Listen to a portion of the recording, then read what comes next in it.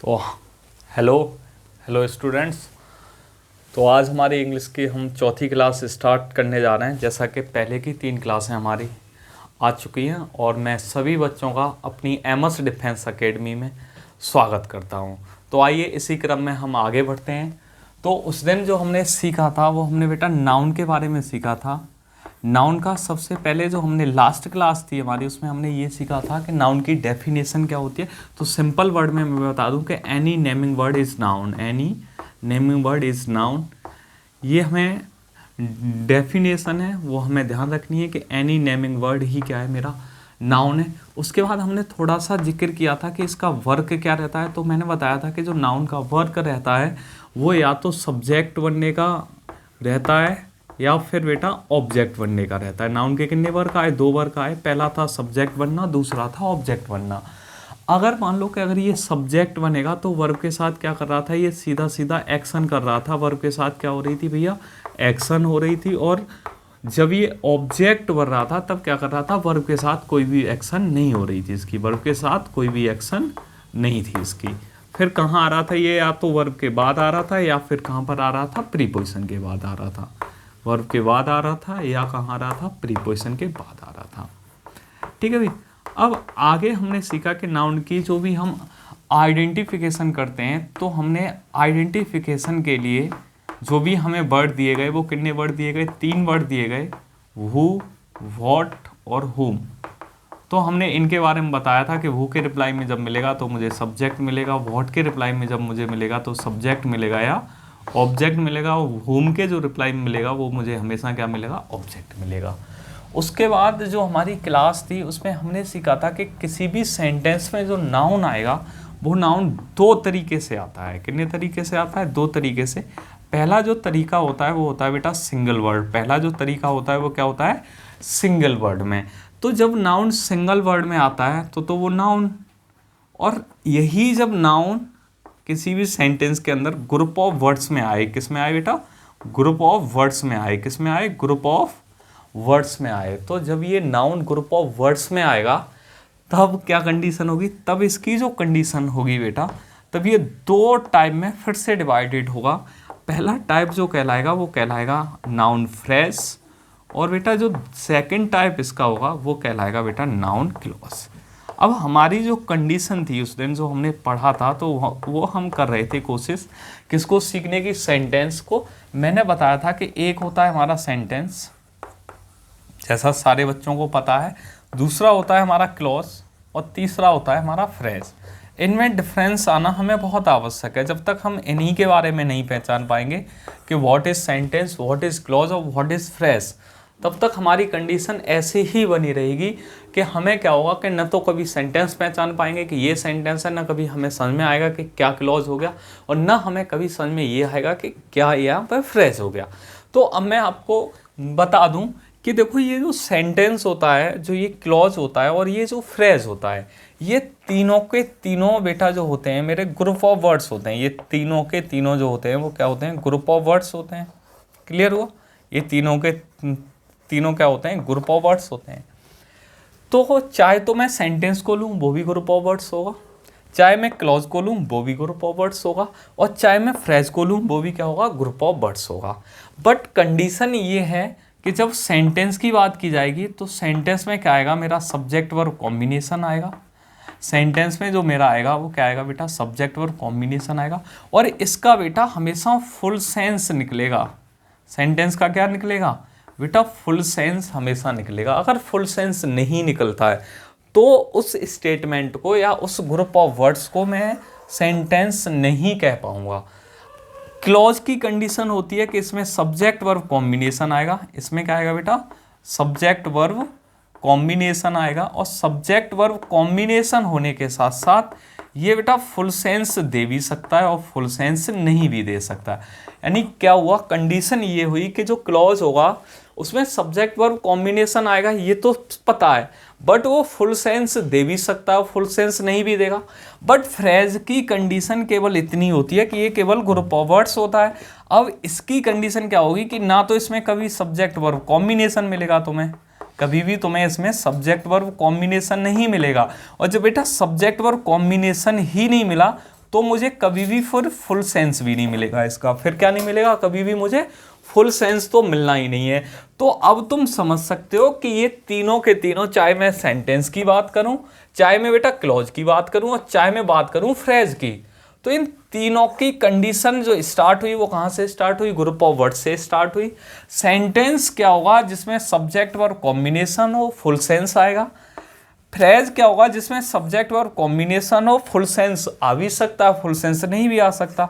और फ्रेज होगा जिसमें ना तो मेरा सब्जेक्ट वर्ब कॉम्बिनेशन ही होगा और ना मेरा फुल सेंस आएगा। अब मैंने कुछ यहाँ पर मैं थोड़े ग्रुप ऑफ वर्ड्स लिखता हूँ जिनमें सारे बच्चों को पहचान के बताने हैं कि यहाँ पर कौन सा सेंटेंस बन रहा है, कौन सा क्लॉज बन रहा है। तो मैंने लिखा, पहला लिखा सेंटेंस, मैंने लिखा ही किल्ड मी। पहला मैंने जो सेंटेंस लिखा, सेंटेंस या मान लो स्टेटमेंट है ये, या ग्रुप ऑफ वर्ड्स है, ये मैंने लिखा। देखो अब ये ग्रुप ऑफ वर्ड्स क्यों, देखो पहला वर्ड, दूसरा वर्ड और तीसरा वर्ड, तो ये भैया पूरा का पूरा जो रहा वो क्या हो गया, आप कहोगे कि भैया ये जो हमें दिया गया है ये ग्रुप ऑफ वर्ड्स है। अब हमें यहाँ से पता लगाना है कि ये जो ग्रुप ऑफ वर्ड्स है, अब ये सेंटेंस है या क्लॉज है। ठीक है, जब हमने पता लगाया तो अब आप देखोगे ही किल्ड मी, तो देखो पहली बात, ही के साथ किल्ड आ रहा है तो ये पास्ट टेंस है, यानी पास्ट इंडेफिनिट टेंस। क्या है ये, पास्ट इंडेफिनिट टेंस। तो सब्जेक्ट वर्ब का कॉम्बिनेशन है। आपने कहा भैया हाँ सब्जेक्ट वर्ब का कॉम्बिनेशन तो है। तो जैसे ही सब्जेक्ट वर्ब का कॉम्बिनेशन आया तो पहली बात है कि फ्रेज खत्म हो गया इसमें। पहली बात है, जब मेरा यहाँ पर सब्जेक्ट वर्ब कॉम्बिनेशन आया तो मैंने कहा अब भैया ये फ्रेज तो नहीं है। तो अब कंडीशन क्या है, या तो ये सेंटेंस होना चाहिए या ये क्या होना चाहिए, क्लॉज होना चाहिए।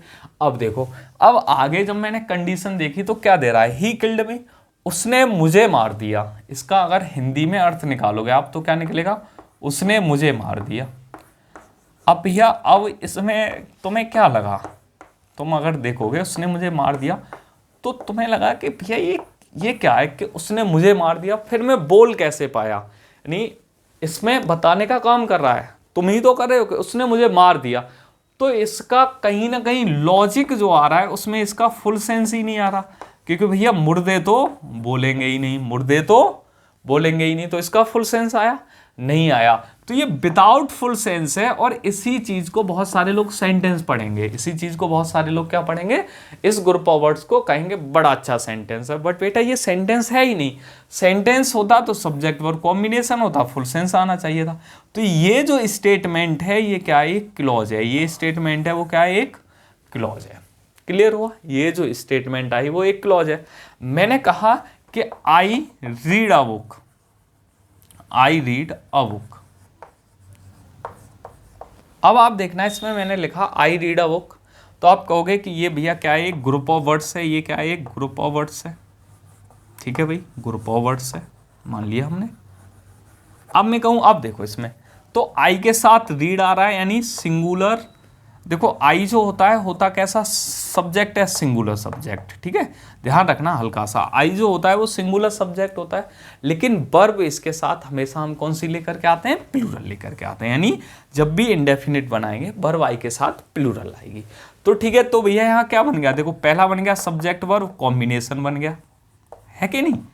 तो यहाँ से बना सब्जेक्ट वर्ब कॉम्बिनेशन हो गया ये। अब सब्जेक्ट वर्ब कॉम्बिनेशन होने के साथ साथ आप देखोगे इसमें, तो देखो क्या आई कंडीशन कि आई रीड अ बुक, यानी मैं एक पुस्तक पढ़ता हूं, मैं एक पुस्तक पढ़ता हूं। तो आपने देखा कि भैया इसका तो फुल सेंस आ रहा है, क्योंकि मैं एक पुस्तक पढ़ता हूं, तो देखो भाई फुल सेंस निकल रहा है कि नहीं, हाँ। तो इसका क्या हुआ, ये भी सही हो गया। तो अब मैं कहूं, अब बताओ ये सेंटेंस हुआ या क्लॉज हुआ, कमेंट करो, ये सेंटेंस है या क्लॉज है। तो बहुत सारे बच्चों का जवाब आएगा कि ये भैया सेंटेंस है, ये भैया क्या है, सेंटेंस है, ये भैया क्या है, सेंटेंस। लेकिन बेटा सेंटेंस तो है, लेकिन क्लॉज भी तो कह रहा है कि सब्जेक्ट वर्ब कॉम्बिनेशन हो और इसमें क्या आना चाहिए, फुल सेंस भी आए।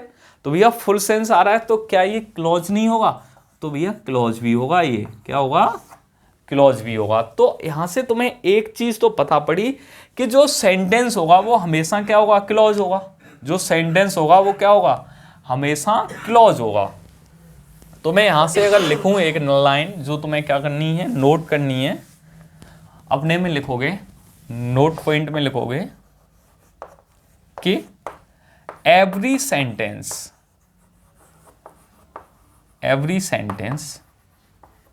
is clause. Every sentence is clause. But every clause is not a sentence. मतलब कहने का मतलब ये है कि कोई भी सेंटेंस क्लॉज होता है, यानी दुनिया का प्रत्येक सेंटेंस क्या होगा, क्लॉज होगा।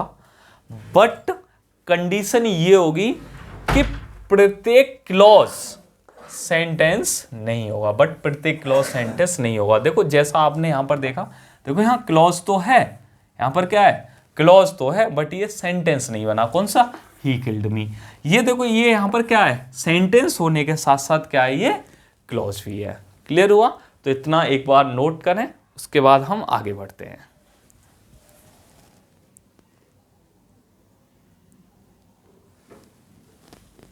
हो गया नोट? गुड। बहुत सारे बच्चों को, सारे बच्चे अपनी मेहनत में लगे रहें। मेहनत एक ऐसा जुनून होता है जिसके अंदर जितना जुनून होगा वो उतनी अधिक मेहनत करेगा, और ये मेहनत ही हमारे रास्तों को तय करती है। हमारे रास्तों को बदलने का काम जो होता है वो किसका होता है, मेहनत का। अगर हम मेहनत कर रहे हैं